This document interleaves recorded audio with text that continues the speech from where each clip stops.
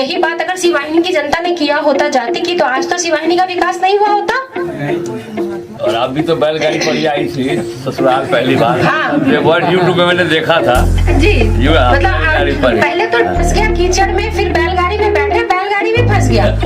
तो हुआ कि आप सामान उठाओ, डालो सिर पे और पैदल चलो, चप्पल संभालना मुश्किल था, ये स्थिति थी। आप समझ रहे कि कितना ज्यादा पिछड़ापन की बात हम मतलब कर रहे हैं। और एक जो दिल्ली से एक महिला अपना ससुराल देखने आई हो और वहां पे उसको गाड़ी से उतार के बैलगाड़ी में बिठाओ और बैलगाड़ी से बोलो अब बेटा तुम चलो कीचड़ में, अब तो नदी पार करना है। वो तो हम दिल्ली में बैठ के जो भारत को देखते थे, इंडिया को देखते थे, यहाँ पर आके पता चला कि हमारा तो भारत ही कुछ और है। और नहीं, जो तकलीफें हमने यहाँ पे देखी, जो कि हम कई बार ऐसे मौके आए जो हमने YouTube पे सर बता रहे थे गुरुजी की अभी हमने देखा है। लोग कहते हैं ना कि भारत की आत्मा गांव में बसती है। हम तो भारत की आत्मा को गांव में मरते देखे हैं, बसते नहीं मरते देखे हैं। जब हमारे जो काम करने वाले हमारे जो बेटे हैं, भाई हैं, पिता हैं, रोजगार की तलाश में बाहर जाते हैं, जिंदा वापिस नहीं आते हैं। कई बार ऐसा होता है, नहीं होता? कभी किसी के एक्सीडेंट का शिकार हो गए, कहीं कोई बीमारी से मर गए, कहीं अपाहिज होकर के लौटे, कई हमारी ऐसी माँ बहनें हैं जो कम उम्र में विधवा हो जाती है। सब किसको झेलना पड़ता है? आज रोजगार नहीं है। और यहाँ पे हमारे अभी जो कोरोना हुआ, कितना पोल खुला, कितने लोग बाहर रह रहे थे, क्या स्थिति हो गई थी उनकी। क्यों ऐसा है कि हमारे यहाँ पे रोजगार नहीं हो सकता? क्या ये गलती करेंगे दोबारा से? करेंगे? करिए, कोई दिक्कत नहीं है, आदत हो जाती है। हम बिहारी जो है ना बड़े एडजस्ट करने वाले लोग होते हैं। जिस जगह पे छोड़ दिया जाता है उसी जगह पे दो चार गाली निकालेंगे, बोलेंगे हाँ विधायक जी आए थे हम तो सुना दिए बढ़िया वाला, और इसी में लगता है कि जैसे सब कुछ हो गया। किसको सोचना है? आज हमारे बच्चों का भविष्य सुरक्षित रहे, उसे सही शिक्षा मिले स्कूलों में। जब हम अस्पताल में जाएं तो हम ठीक होकर के लौटे, हम मर के नहीं लौटे। आज सरकारी अस्पताल का हालत ये हो गया है कि वहां पर मरने के लिए लोग जाते हैं। नहीं हो गया ऐसे हालत? बोलते भी हैं कि प्राइवेट अस्पताल में जाओ तो जायदाद चली जाती है, सरकारी अस्पताल में जाओ तो जान चली जाती है। नहीं है हकीकत? क्यों नहीं है डॉक्टर यहाँ पे अस्पतालों में? क्यों नहीं है डॉक्टर? ये सवाल कौन पूछेगा और किससे पूछेगा? आज हमारे किसानों को सही मूल्य पे अनाज नहीं बिक रहा, कौन पूछेगा? आज हमारे यहाँ पे क्यों ऐसा है कि आज हमने फसल कटाई की और फसल कटाई से पहले वो अनाज हमें बेच देना पड़ता है, क्योंकि हम एक घंटा भी रिस्क नहीं ले सकते, हमारे पास साधन नहीं है। कितने किसान बैठे हैं यहाँ पे? सब किसान हैं। आखिर ऐसी क्या वजह है कि हमें हमारा जो लागत लगा है, कई बार वो लागत भी हम नहीं निकाल पाते? ऐसी स्थिति नहीं है क्या? कभी ये क्षति, कभी बाढ़ आया, कभी सूखा पड़ा, कभी ओला गिरा, फसल का नुकसान चाहे लाखों का हुआ हो, 6,000 2,000 में खुश हो जाते हैं नहीं? क्या करेंगे? वो भी मजबूरी, वो भी नहीं मिल पाता है। यही तो मजबूरी बना रखे हैं। यही तो बात है कि क्यों नहीं ऐसा हो सकता है कि सोनबरसा या परिहार प्रखंड में एक अपना वेयर हाउस हो, कोल्ड स्टोरेज हो, गोडाउन हो, जहां किसान अपनी मर्जी से अपने अनाज को अपनी मनमांगी कीमत पे बेच सकता है। ये क्यों नहीं हो सकता है? जिसको मिलता है उसको घर में जनरल आदमी को मिलता है, जिसको ना मिलता है ये सवाल कौन करेगा और किससे करेगा? ये सवाल कौन करेगा? जाति देख करके वोट दीजिएगा तो नहीं कर पाइएगा ये सवाल। ये सवाल आप तब कर पाइएगा जब आप खुद को वोट करिएगा। और खुद को वोट करना क्या है? जब आपको लगे कि आप एक ऐसे जनप्रतिनिधि को चुनिए जो आपको यह एहसास हो कि हम खुद विधायक हैं। विधायक किसी अन्य को नहीं चुना है, हम खुद विधायक हैं। जब ये सोच के साथ आप अपने आप बटन दबाएंगे ना, तब सही जनप्रतिनिधि आप चुनेंगे। कई बार तो ऐसा भी होता है कि 4 खरा हुआ 4 चोरे हैं, तो जाति वाला चोर को दे दो, यही होता है ना। कई बार ऐसा होता है कि 4 आदमी खड़ा हुआ, चारों चोर है, पता है कि ये भागेगा ही जीत करके, पता है पहले से, तो होता है कि अरे बाबू चारों तो चोर हो, तो बात की चलो चारों तो चोर ही है तो अपन जाति वाला चोर चुन लो, यही ना होता है। जाति वाला चोर को वोट दे देते हैं। ऐसा कम ही होता है कि आपके दरवाजे तक किस्मत कई बार दस्तक देती है, आपके दरवाजे को खटखटाती है, आप दरवाजा बंद कर लेते हैं, नहीं पहचानते हैं कि ये हमारी किस्मत है, ये हमारी किस्मत का दरवाजा खोलेगी। सिवाहिनी पंचायत की जनता ने पहचान लिया था। समझ रहे क्या बोल रही हूँ? सिवाहिनी पंचायत की जनता ने पहचान लिया था कि उसकी किस्मत कहाँ से खुलेगी। तब सिवाहिनी पंचायत की जनता ने जात पूछना छोड़ दिया था। ठीक है, आज वो गर्व से बताते हैं, टेढ़े होकर के बताते हैं, एकदम भकर के बताते हैं कि हम सिवाहिनी के रहने वाले हैं। आज बेशक हमने कितना काम किया ये तो दूसरे बताएंगे, लेकिन एक गर्व तो अपने पंचायत के एक एक व्यक्ति को मैंने दिया है। मेरा एक एक पंचायत का व्यक्ति गर्व से बताता है कि हम सिवाहिनी पंचायत के रहने वाले हैं। ये गर्व तो जरूर दिया है। क्या हम लोगों को इस गर्व का अधिकार नहीं कि हम गर्व से कह सके कि हम परिहार विधानसभा के रहने वाले हैं, कि हमारा एक एक पंचायत चमकना चाहिए? कैसे चमकेगा वो? जनता के सही चुनाव से। और जब चारों में चारों चोर नहीं खड़ा हुआ हो, किस्मत दरवाजा पे दस्तक दे रही हो, तो कौन निर्णय लेगा? तो जनता निर्णय ले।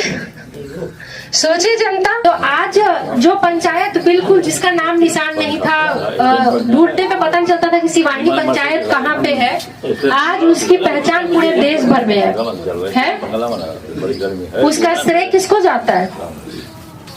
उसका श्रेय, अगर आज सिवाहिनी की कोई पहचान नहीं थी और आज सिवाहिनी की पहचान है, उसका श्रेय किसको जाता है? आपको जाता है। नहीं,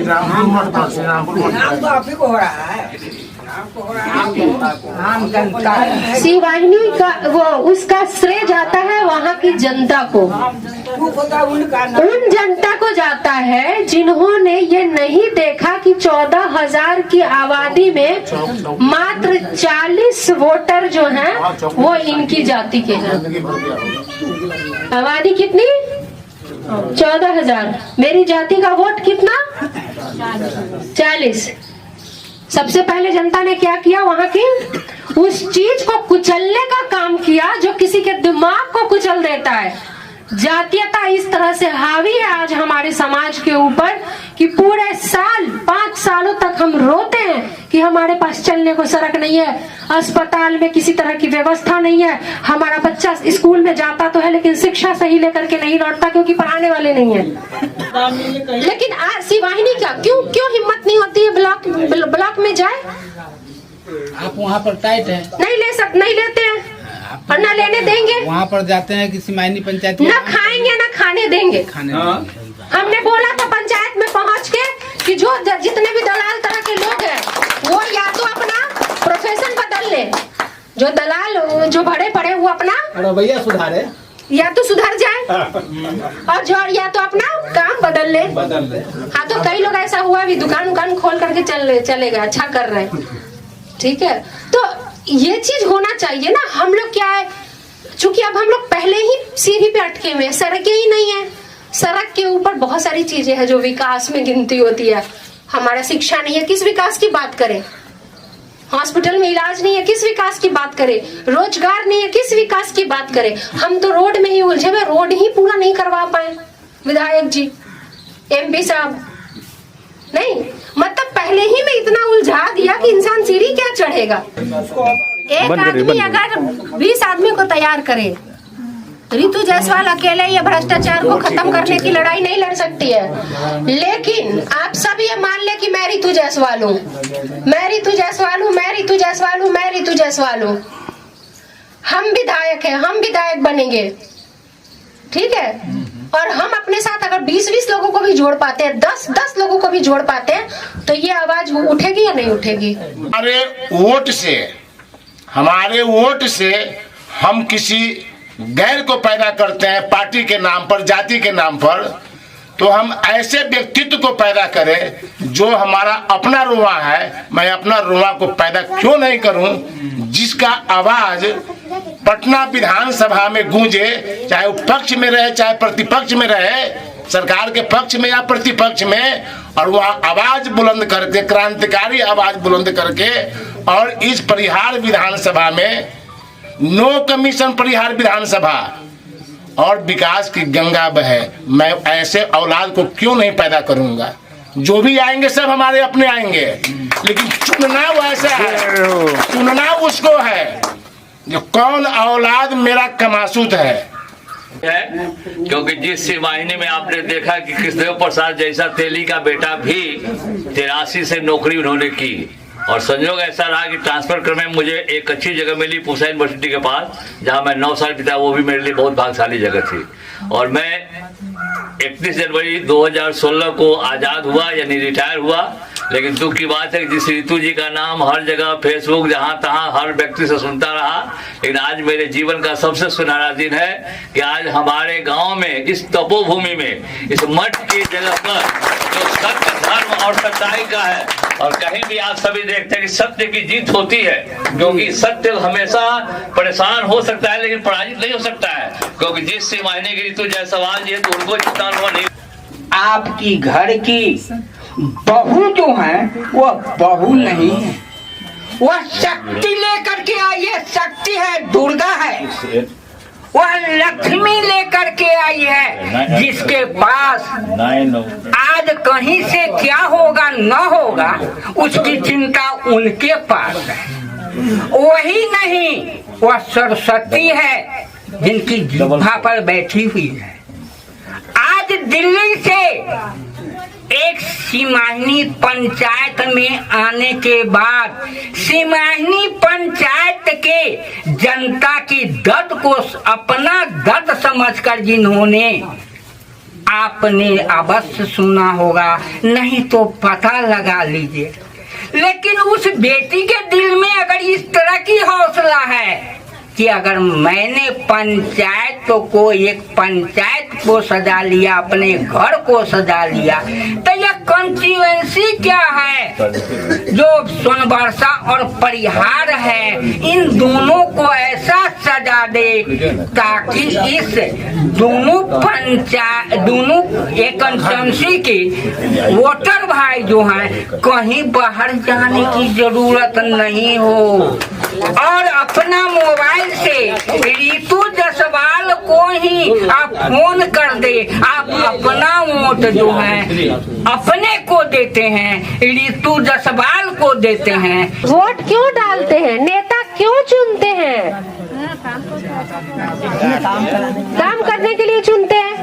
और हम अपना जो वोट डाले उसको कब सफल मानेंगे कि हमने जो वोट डाला वो मेरा सफल हो गया? वो संतुष्टि चेहरे पे कब आएगी? जब आपने जिस उद्देश्य से किसी जिसको चुना है वो आदमी वो काम करे। अगर आपने उसको विकास के कार्य के लिए चुना है और वो विकास का कार्य करे, तभी आप अपने वोट को सफल मानेंगे। सुनने को मिला है सिमाहिनी पंचायत की बात, जो मुखिया जी वहाँ जो है उस पंचायत को स्वर्ग बना दिया है। यह हम लोग जो है मतलब सुनने को मिल रहा है।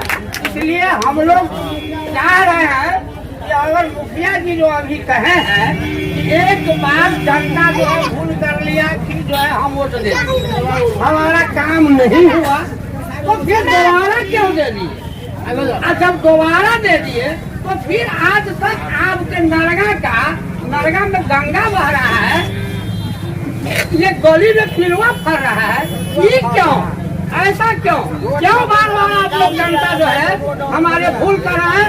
जनता को हमारा विकास चाहिए और हमारा रोड चाहिए और हमारा, हम परिवार नहीं जाएंगे डिलीवरी के लिए।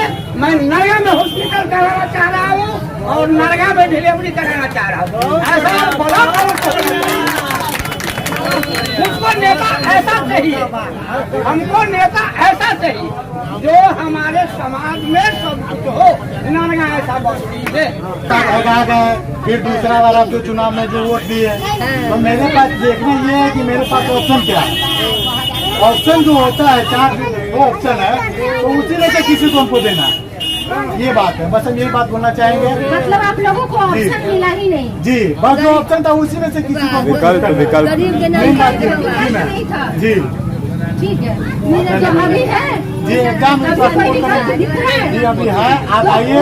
मुझे ये बता दीजिए कि रितु जायसवाल को उसकी जाति पे वोट करेंगे, रितु जायसवाल को पार्टी पे वोट करेंगे, रितु जायसवाल की काम पे वोट करेंगे? काम पे वोट करेंगे। हम आपसे आके नहीं हमें कुछ चाहिए नहीं, हमें चाहिए कि जहाँ हम खड़े हैं उनकी बात हम सुने, हमारी बात वो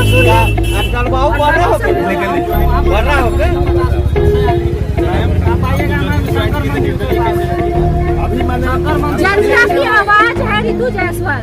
पूरा बिहारी नहीं, पूरा देश में जानता है। तो हम यही कह रहे हैं कि अगर जनता की आवाज रितु जायसवाल और पार्टी नहीं देगी तो नहीं आएगी। आपने दलिया आएगा, हम लोग आपको साथ